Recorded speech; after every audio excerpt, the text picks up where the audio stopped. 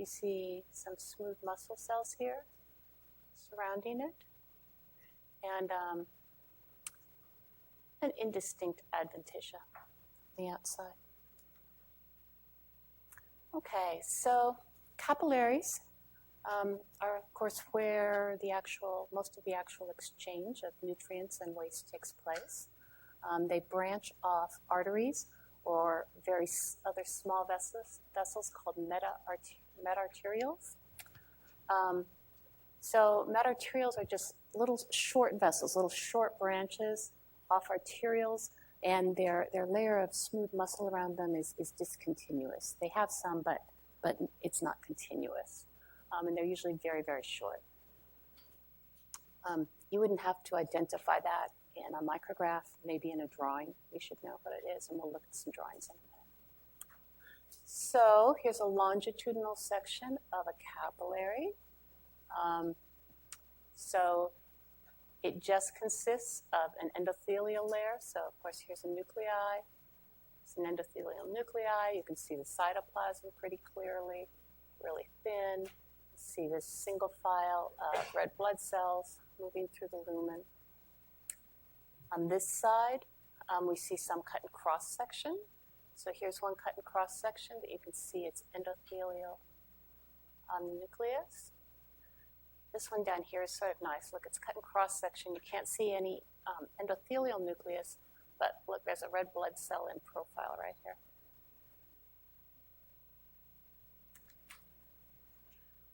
Okay, so in this diagram, so you'd have an arteriole and the connecting channel or capillaries and a venule that it hooks up to on the other side. So the arteriole has this continuous layer of smooth muscle, but when that smooth muscle, indicated here in pink, starts to get discontinuous, now we would call it a meta-arteriole. Very often, before the little capillaries branch off, there'll be a smooth muscle cell wrapped around it, and those are called precapillary sphincters. So they help regulate blood flow into the capillary bed. At this stage on meta-arterioles, on capillaries, we also see these interesting cells called pericytes. So these cells appear to be multifunctional. They have some contractile properties, and they can provide support and stability to the capillaries. But they also help regulate many of the other endothelial cell functions. So they're very closely associated with the endothelial cells. They form gap junctions with them. Their membranes sort of interdigitate and form these sort of cogs-type connections. Here's an image. This is a scanning electron micrograph. There are a lot of periocytes sitting on top of a capillary. You can see they sort of have many processes that wrapped around. So they help regulate capillary blood flow. They're important in maintaining the blood-brain barrier, and they play a role in angiogenesis. So they help control the growth of endothelial cells. Okay, so in some capillary beds, especially say under our skin, we have these structures called arteriovenous anastomoses. So here's an arteriole, here's a venule. And so there'll be sort of a larger channel that directly connects them and can cut off flow from the adjacent capillary beds.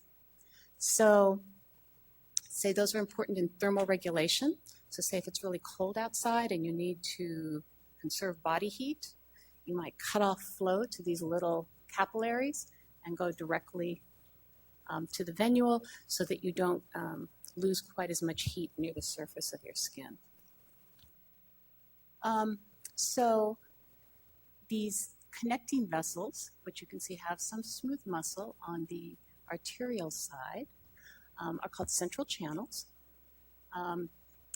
The arterial side of the central channel is often called a meta-arteriole also, and the bottom half is usually called a thoroughfare channel.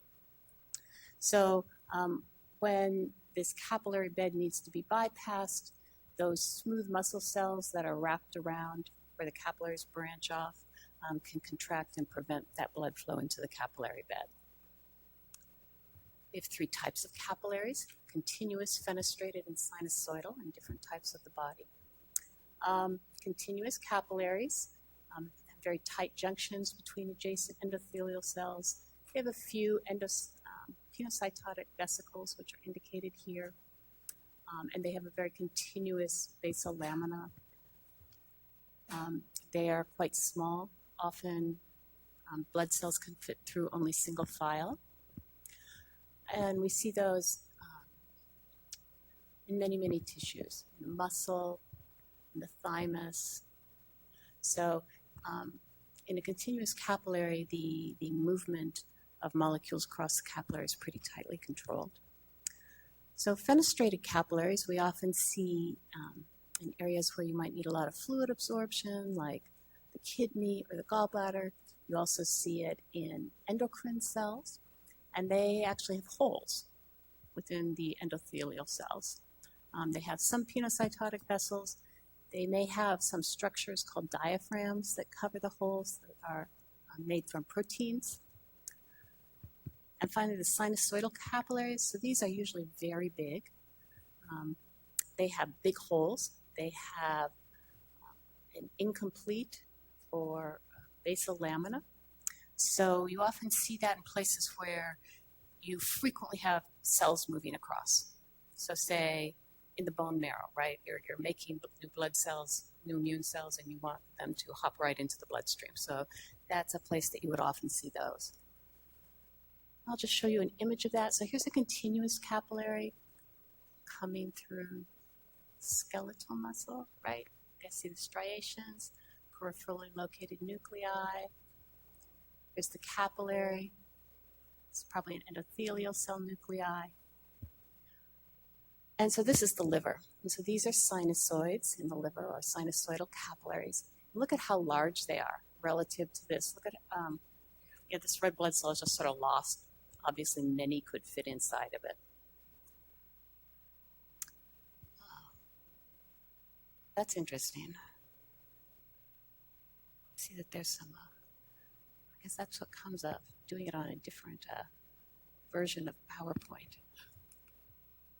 Okay, so just to sort of sum up, the red circled things are the ways that I think it's easiest to tell these different types of arteries apart. So in elastic arteries, these fenestrated elastic membranes that are so prominent all throughout the media. In muscular arteries, you lose those elastic membranes, but you get that really prominent internal and external elastic lamina.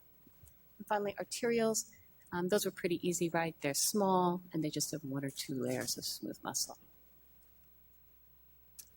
Okay, venules. So small veins, we often call them venules. They tend to be quite thin-walled and irregularly shaped. If you cut them in cross-section, they very often are not round. So here's one. You can see, I guess it's hard to tell whether it was cut tangentially or if it was not round. But, so it contains an endothelial layer, so arrowheads are pointing at endothelium. And a little bit of smooth muscle. You can see it's a little smooth muscle here. Oh, I'm sorry, this is an arteriole. That's why it looks so perfect. And here's a venule. You hardly see any smooth muscle here, just here.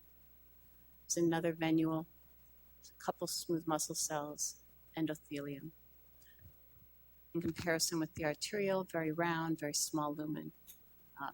These nuclei often pop in to the lumen. Okay, there's another venule. We can compare it with this arteriole. So big lumen relative to the arteriole. Again, of course, an endothelium. There's a couple smooth muscle cells here. And it has a connective tissue there, the adventitia. It's pretty indistinct. Okay, we move to medium veins.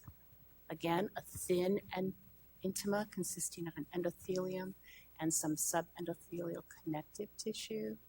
So endothelium, some connective tissue, a media.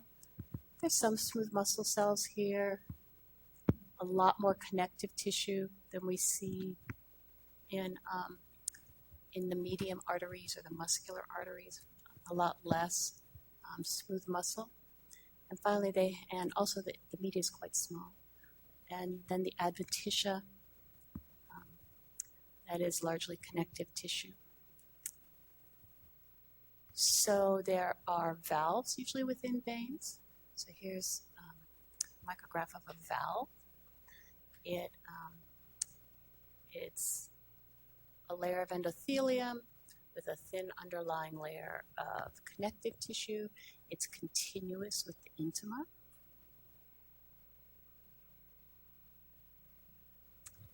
And so now let's look at this vein, this medium-sized vein compared to this medium-sized artery. Okay, so look at the media with the smooth muscle, very thin, not as much smooth muscle as compared to the artery. The adventitia is thicker than the media, unlike in the artery where the adventitia is thinner than the media. Okay, when we get to very large veins, again, the intima is thin, consisting of an endothelium and some underlying connective tissue. The media has some smooth muscle cells. And then the adventitia, which starts right off here, it contains a lot of smooth muscle. And this smooth muscle is arranged longitudinally rather than circumferentially. Okay, so here you see these more longitudinally arranged smooth muscle cells. The lumen is pretty irregularly shaped. There is a vasa vasorum in the adventitia of a large vein. Okay, one more view. Tiny intima containing the usual elements, media with fibers and some smooth muscle. You can see the smooth muscle pretty clearly here. A large adventitia, and there's a lot of smooth muscle in the adventitia, these longitudinal bundles of smooth muscle fibers, as well as big bundles of collagen. And again, a vasa vasorum.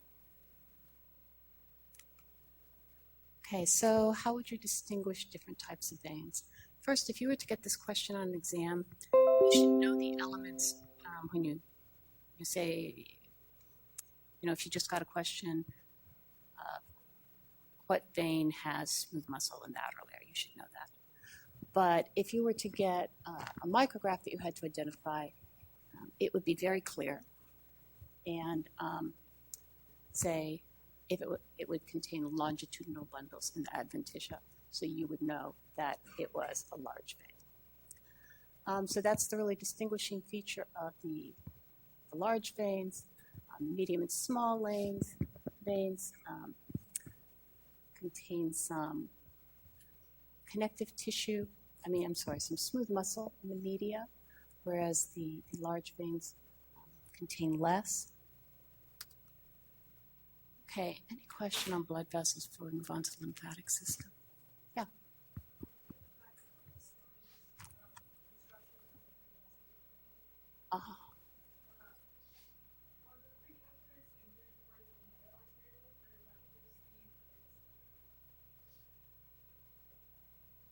There are precapillary sphincters on the meta-arterial, or where capillaries exit an arterial.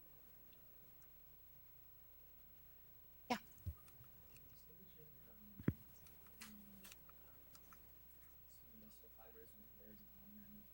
Mm-hmm.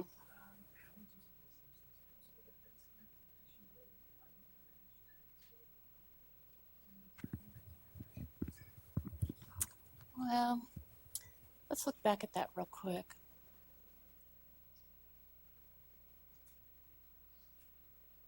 So, if you were to see a micrograph and you were expected to know that it was an elastic artery, Probably you'd get one with a stain so that you could see those elastic lamina really clearly.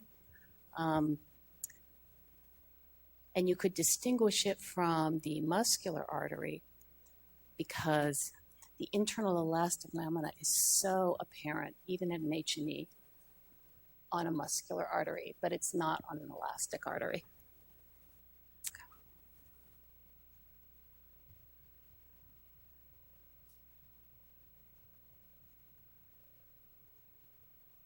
Okay, so the lymphatics. So again, they move fluid from the tissues back to the bloodstream. The interstitial fluid that enters the lymphatic vessels is called lymph. It also often contains many immune cells. The smallest ones are called lymphatic capillaries. They're blind-ended tubes within the tissue, and they connect up with other tubes until they're larger tubes, and finally they are two large tubes called the thoracic duct and the right lymphatic trunk, and they empty back into the bloodstream in the neck. So if the system is not working well or is blocked, that leads to swelling of the tissues or edema. Okay, so lymphatic vessels. They look sort of like venules, except that there won't be any smooth muscle associated with them. So here's one. Here's one. They also have valves. They're lined with an endothelium with some connective tissue underlying it. The valves are, again, continuous with the endothelium, so you can see the little nuclei here at the arrowheads. A lot of times in a paraffin section, they'll appear to be filled with this sort of grainy substance. Sometimes blood vessels are too, but these are more often. So I guess here's an example where the venule is also appears too. But they won't have any blood cells in them. So here's an example where we can see all three here. So here's a lymph vessel. There's one of the endothelial nuclei. Here's a valve. Scanty connective tissue underneath. Here's the venule, endothelium, some connective tissue underneath, and I see a few smooth muscle cells with these larger nuclei. And then here's the arteriole, again filled with red blood cells, some red blood cells in the venule. I see maybe two nuclei from smooth muscle. So very often, lymphatic vessels, you'll see that they'll be filled with these little black dots. Those are lymphocytes. It's another example. So here's a vein, and it's filled with red blood cells. And you might see a few lymphocytes here, but you're going to mostly see red blood cells, whereas you'll see all lymphocytes. So they're about the same size as red blood cells, but they're purple or black. And you'll see those in the lymphatic vessels. So here's a bunch of lymphocytes in the connective tissue here. So clearly there's something going on here in the tissue that the immune system is reacting to. And then here is a mucus gland, right? Some little acini. We see that it's pretty clear, so we know it's a mucus secreting gland, and their nuclei and cytoplasm is shoved to the outside. There's a special name for the lymphatic vessels that start in the intestine. It's called a lacteal. So here's an intestinal villi, a little fold. Here is the epithelial layer. It's a simple columnar epithelium. We see some goblet cells here, secrete mucus, some underlying connective tissue. This is loose cellular connective tissue. And then this little space here. And you can see in some areas, you can see the endothelial lining is called the lacteal. So it fills up with a milky fluid after a fatty meal. So a lacteal, you can see a few of the nuclei of the endothelium here too. Okay, so just a quick comparison of lymphatic vessels and veins. Lymphatic vessels are a little thinner. Veins are a little more substantial. They both, though, are made of endothelium with some indistinct connective tissue. They both have valves, lymphocytes in the lumen versus red blood cells in the lumen. Veins are circulating, lymphatic vessels are blind-ended. And the flow is due to the interstitial pressure in the tissue, the valves that prevent backflow, and actually skeletal muscle contraction really assists in moving lymph back up into the bloodstream. Okay, this is just for your studying pleasure. Oh, I'm not logged in. Oh, and I see that I'm over. So we won't do our poll everywheres. We'll do them on Friday.